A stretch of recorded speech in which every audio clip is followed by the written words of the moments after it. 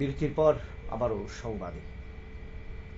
Supreme court এবং তার প্রধান বিচারপতিকে উদ্দেশ্য করে বিজেপির সাংসদ নিশিকান্ত দুবে এবং দীনেশ শর্মা যেভাবে মন্তব্য করেছেন তার সাথে দলীয় কোনো সম্পর্ক নেই জানিয়ে দিলেন বিজেপির সর্বভারতীয় সভাপতি জেপি নাড্ডা।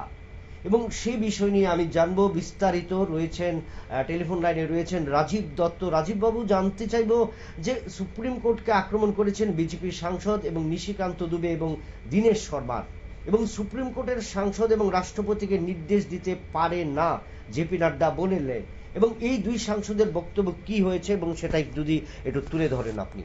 দেখো, প্রথমেই বলি যে জানো যে নিশিকান্ত দুবে বিজেপির সাংসদ, তিনি অত্যন্ত বিতর্কিত মানুষ, বিভিন্ন সময় তিনি বিতর্কিত মন্তব্য করেন।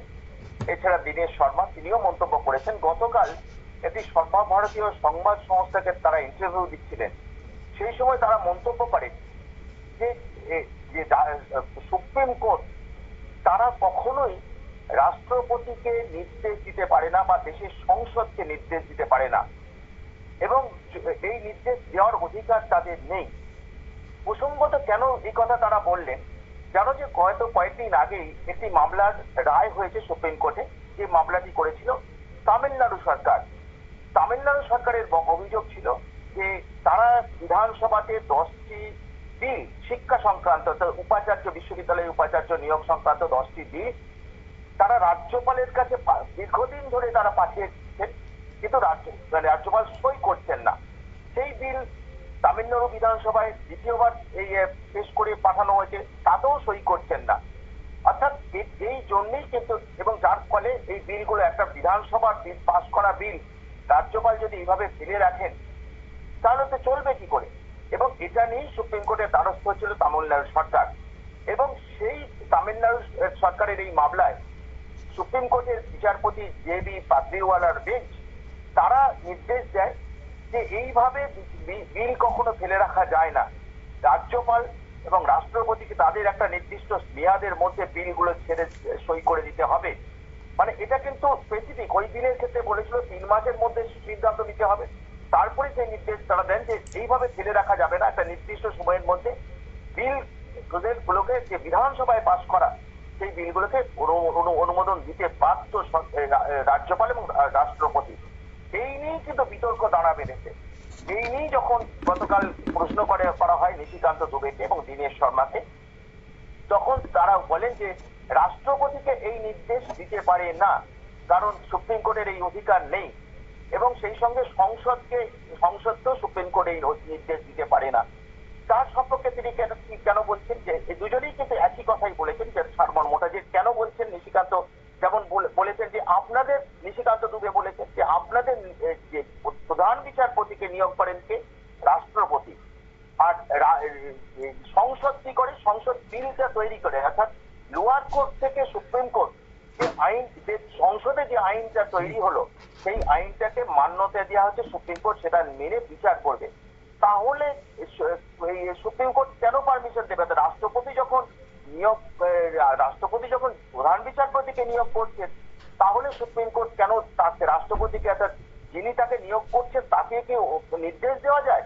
ঠিক একইভাবে দীনেশ শর্মা বলেছেন রাষ্ট্রপতি হচ্ছেন সুপ্রিম অথরিটি, তাকে কোনো নির্দেশ দেওয়া যায় না। এবং এই বক্তব্যের পরই কিন্তু বুঝতে পারছি যে বিরোধীরা কিন্তু প্রশ্ন তোলে যে দেশের প্রধান বিচারপতি, তার সুপ্রিম কোর্ট, মানে একদম সর্বোচ্চ ন্যায়ালয়, তাদের বিরুদ্ধে প্রশ্ন তুলছে যে স্বয়ং বিজেপি দুই সাংসদ নিশিকান্ত দুবে এবং দীনেশ শর্মা, এবং এই নিয়ে ব্যাপক মানে বিবৃতি আসতে থাকে বিরোধী পক্ষে। তারপরে রাত্রিবেলায় জেপি নাড্ডা, দলের বিজেপির সর্বভারতীয় সভাপতি, তিনিই কিন্তু একটা টুইট করে জানিয়ে দেন যে এই নিশিকান্ত দুবে এবং দীনেশ শর্মা যা বিবৃতি দিয়েছেন সেটা দলের বক্তব্য নয়, সেই বিবৃতি তিনি খারিজ করেছেন, তাদের ব্যক্তিগত বিবৃতি, দল এর কোনো দায়িত্ব নেবে না। সেই সঙ্গে জেপি নাড্ডা বলেছেন যে সুপ্রিম কোর্ট দেশের সর্বোচ্চ ন্যায়ালয়, তাকে তার নির্দেশ সবসময় সম্মান করে বিজেপি, এবং তারা যে নির্দেশ দেয়, সুপ্রিম কোর্ট যে নির্দেশ দেয়, সেই নির্দেশকে কিন্তু পালন করা হয়, বিজেপি করে, সরকার করে, কারণ এটাই হচ্ছে সিস্টেম।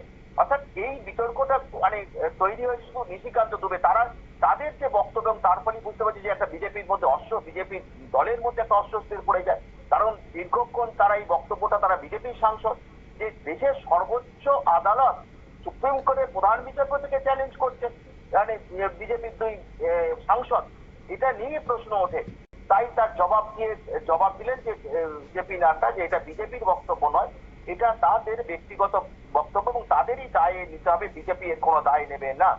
এবং যে বিষয়গুলো যে উঠছে দীর্ঘদিন ধরে, যে যদি নিশিকান্ত দুবে এই কথাও বলেছেন যে যদি সব ব্যাপারে, যেমন ওয়াকাফ আইন নিয়ে তারা হস্তক্ষেপ করছে, বিভিন্ন ব্যাপারে হস্তক্ষেপ করছে, যদি এটা হয় সুপ্রিম কোর্ট সব ব্যাপারে হস্তক্ষেপ করে, তাহলে লোকসভা বা বিধানসভাগুলো রেখে লাভ নেই, বন্ধ করে দেওয়া হোক, এমন অভিযোগ কিন্তু নিশিকান্ত দুবে করেছে। এবং যার ফলে কিন্তু হইচই পড়ে গিয়েছে বিরোধী রাজনৈতিক মহলে, যে বিধায়করা, তারা সাংসদরা কিভাবে এই ধরনের মন্তব্য করতে পারেন সুপ্রিম কোর্টের সর্বোচ্চ ন্যায়ালয়ের বিরুদ্ধে।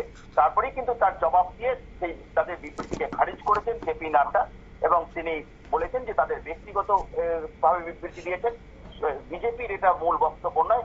বিজেপি সবসময় দেশের উচ্চ ন্যায়ালয়ের যে নির্দেশ সেটাকে সম্মান করে এবং সেটাকে রূপায়িত করে। বিপ্লব।